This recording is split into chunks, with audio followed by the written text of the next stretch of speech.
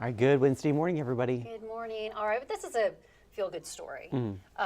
So there was this woman, a South California woman, who was reportedly missing. She was rescued from a storm drain on Monday. This is the actual video of her being rescued. So San Diego police say 59-year-old Ye-Feng Zhou was reported missing last Thursday. Oh, wow. Yeah, and police found a vehicle near a pond as they were searching for her on Monday.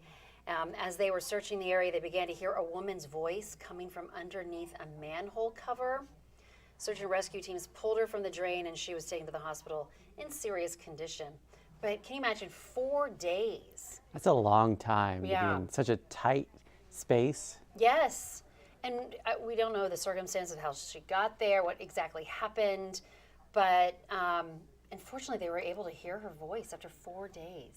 Yeah. Yeah. I mean, luckily they were able to hear her voice. Otherwise, Yeah. who knows what would have happened. Exactly. But great, at least a good ending.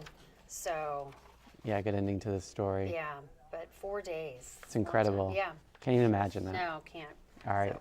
All right, thank you, Jennifer. Let's take a look at our local headlines this morning. Charlottesville City Schools says it plans to sign a pledge from the Department of Education that it does not participate in DEI practices deemed to be discriminatory. The Trump administration has threatened to pull Title I funding from districts that don't comply by later this month.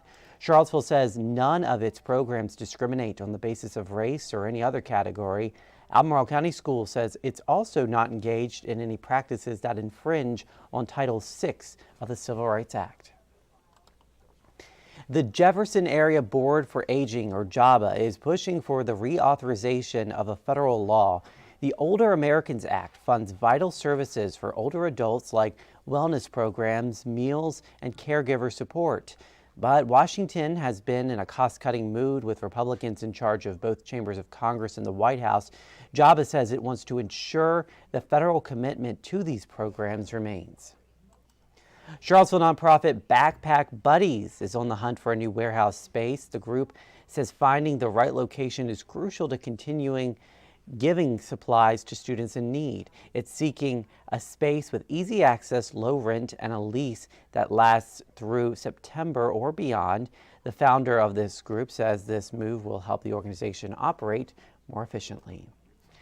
And 2 men in a truck in Charlottesville is partnering with the Shelter for Help in Emergency for its Movers for Moms campaign through the month of April. The moving company is collecting items a mother may want or need for Mother's Day. It's looking for things like clothing, children's toys, non-perishable food, and more. 2 Men in a Truck does this each year to spread awareness about domestic violence.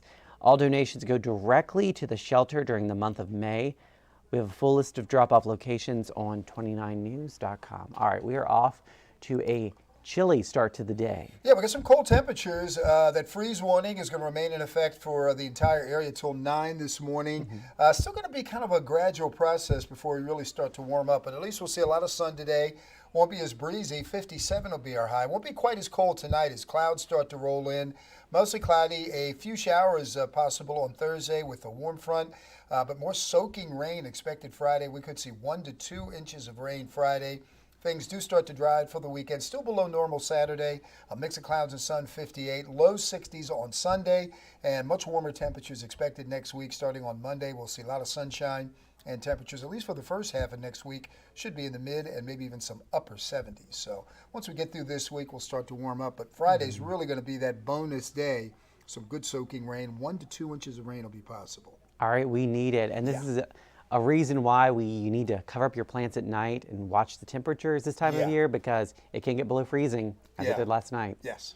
All right, thank you, David. Let's take a look at traffic this morning. This is I-64 on Afton Mountain. You can see the sun is shining out there.